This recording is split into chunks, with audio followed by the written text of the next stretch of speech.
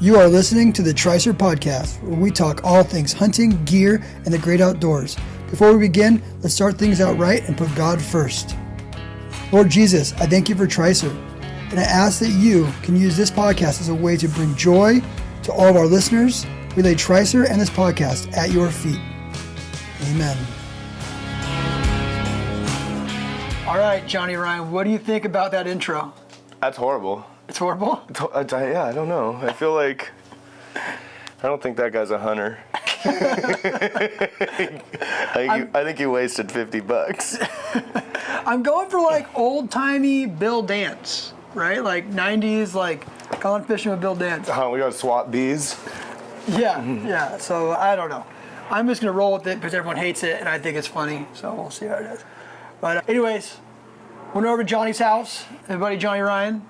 He's a local San Diego guy who kills deer. Not in San Diego though. No, he's never killed deer here. I just pass here now. He just passes.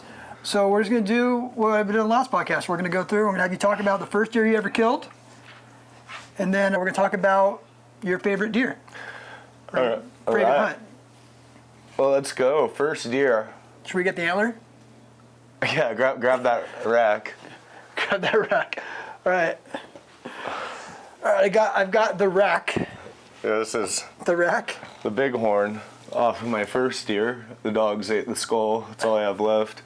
But if you're starting, you have it easy, dude. We had no idea what we were doing then. Like, there wasn't really anyone to talk to. There's no YouTube. There's not a whole lot of info out. Yeah. So, paper tag days is all over the counter. We buy our tag the day deer season started. We go and sit up on until we would look for deer tracks. Once we found deer tracks, we would just sit down. Like, we knew they were coming back. And they never came back. We wouldn't hang out very long. We didn't have fucking binoculars. We didn't have good packs. We didn't have anything. We were quail hunters that just picked up a rifle. Just from like Walmart, real free camo. And there was a year where I got my gun bore-sighted and was like, I'm good. I never even shot the son of a bitch of paper. We just didn't know better. And so I probably went through like four or 5 years without even seeing a legal buck. We'd sit there until we got cold and then go quail hunting. And then what? So I hooked up with Bryce. We were doing some scouting. We were off a super, super secret road in San Diego that nobody hunts. And me, him, and his dad, they went on one side of the ridge. I went on the other. I had a G13 and a D16. What's a G13? It's a San Diego antlerless, but you're allowed to shoot a spike up to 3 inches. So I was borrowing my friend's rifle. It's a fixed 4-power Mossberg 30-06 bolt gun. And I watched this deer come in for like a mile. I'm like, oh, it's a doe. It's a doe. And I hit it in a brisket. And I did not fire again. I sat there and watched it bleed for like 5 minutes. And then it finally started to tip over and I saw it had horns. I was like, oh, I effed up. And I had nothing to measure it with. It was real close to 3 inches. And so I get the deer butchered, get it in my backpack, and I'm coming out, and shortly then after, I had every fucking game warden in San Diego at my truck. Really? And they were all taking turns measuring it. So how did they show up? You called them, or they just randomly got lucky? One guy was coming down the road. I saw him in his car. I'm like, dipped out behind an oak tree, let him drive past, and I'm like, I'm in the clear, and I got on the road and started hauling ass up to my truck. And another game warden was coming down the hill. He's like, well, how'd you do? I'm like, well, I got one, but I might be in trouble. He's like, what do you mean? He's like, well, let's get you straight. And yeah, it was my stomach was in knots the whole time. Like, yeah, they were saying you have to measure this radius, and that would have put me at 3 1/16 inches. And you're just like, no, you got to go straight? They put me real close to 3 inches. They're like, you're good. And then started talking shit. Like, oh, are you going to take it to the taxidermist? Row. I'm like, this is my first year. Like, I didn't get home till I felt good. Then actually the next day I shot a fork in the same spot. But that was deer number one. That was, I think, the first year we got binoculars. They're helpful. You should use them. Yeah, I know a guy who's big on stabilized binoculars for sure. This is long before the stabilized days. Yeah. What year is this? I don't know. The tag's floating around here somewhere. Like 2012? Probably 10. I think Jay was born, so okay. 10 or 11. And then my favorite deer's got to be that local one behind Drew. They're good. Before we go on to that, we should talk about this tripod real quick, because it's in the middle of the tripod before we switch over. Okay. Tricer 80 is the fully standing tripod. I Inverted used legs. it. I liked it. Yeah. I just hunted with that in Arizona. 7/8 legs, 1-inch legs, 1.8 legs on the bottom. It is the most stable tripod you're going to get for backpack hunting, weighs 33 ounces. Got the LP pen head on top. This is a rad setup. What do you think about the tripod? Tripod was bitching. I didn't have any complaints. I went from a completely different pan head, and it was about a 20-hour learning curve for me. To figure out how to use it. Well, it was just a learning curve. It was user error. But one day You were from a pistol grip. Yeah. Which is kind of like more like. For binoculars, it's fine. This would be better for a spotter and stuff. But yeah, I liked it. It was. Yeah, just a learning curve. Screw with it in your yard for a half day and you'll be fine. Don't do what I did. Yeah. So once you figured it out, though, you're bitching. You're bitching. It's smooth, ready to go. Yeah, everything. Just moving it with my nose. Yeah, so I just set it up, like that. So I'll actually just set it to get the tension just right, and then I'll just move with my nose on my binoculars, all right? And I can go, get this tension here, move it up and down, all with my nose, and I'm able to go, stop, look behind it. You're not having to grab it and move it around. It's a legit panhead for sure. But yeah, I thought it was funny that you had a hard time with it, because it was just a learning curve. It's a pretty simple point. Yeah, I'll be out in the next day or two. So yeah, archery. Yeah, archery sucks. Don't do it. Yeah, we've been out. I got out 2 days this week. First day I got out, found 2 deer. Actually, my kid lost them up, which is kind of cool. They're actually fun and stuff. Found 2 deer. They were ways off. They were does. Didn't see anything else after that. A lot of sign. And then yesterday I got out and we were just socked in until like 8:30, and we ended up hiking out around 9, just still hunting out of there so I can get home, hang out with the kids. So it is what it is, man. I tell people all the time, if you can kill deer in San Diego, you can kill deer anywhere. Just gotta find them. It's easy here. You just gotta find them. I think our success rate is like 6 to 8% here on the rifle tag right now. Is it that low? It's that low. Well, I'm not helping it. I'm just a watcher now. I got some people lined up I want to kill this year though, so hopefully they mess up. Yeah. So should we go to the big one or what? Yeah, is it a good story? Got a long one on it? Yeah, I liked it. All right. So should we get the big one in there? I mean, this is, man, I don't want to pick him down. Let me see if I can get up on there real quick on him so we see. There he is up there. So just so everyone knows, when you're in Montana and Colorado, you might be like, oh, that's not a big deer.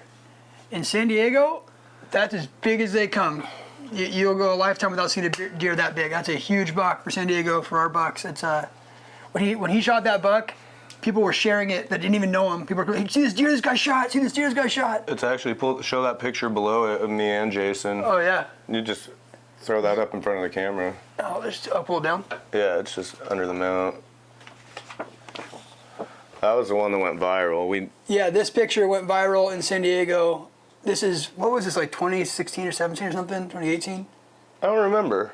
The tag's on the back of the mount. I think it was the year I shot my first buck, so yeah, they scored, 131 and 112. So those 2 bucks were, I mean, everyone in San Diego was talking about them, and they didn't even know Jonny or Jason, and they were just talking about these bucks and how huge they were and showing pictures of look at my friend's friend shot. And it was pretty funny. It was a cool day. No, so yeah, we found mine first, the 112. Jason actually found it.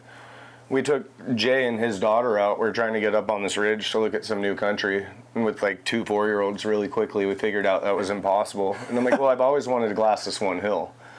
We were picking apart the hill in the middle of the day, and Jason saw it first, but it was inside a sumac.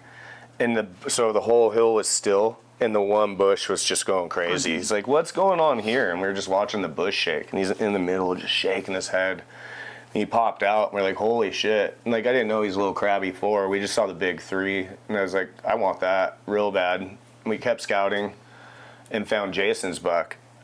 And so that opening morning came, and he's like, I don't know what I want to do, if I want to go, because we had 3 real big deer found already.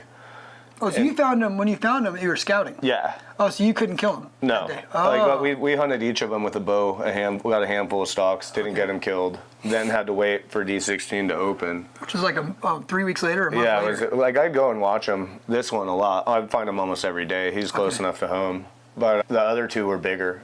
And so that opening morning, I hunted this different deer, and we're on the same mountain, and Jason was on the other end of the peak, a couple miles away. And he killed that one, the 131 4x first light. And on the way to retrieve it, he found the matching set to the deer from the year before. So another big honking 4x set, that big deer. We got that one out, and he's like, what are you going to do? I'm like, dude, I'm going to go kill that 4x3. And jetted across the county, and right before the end of shooting light, he popped up, and I got him dead.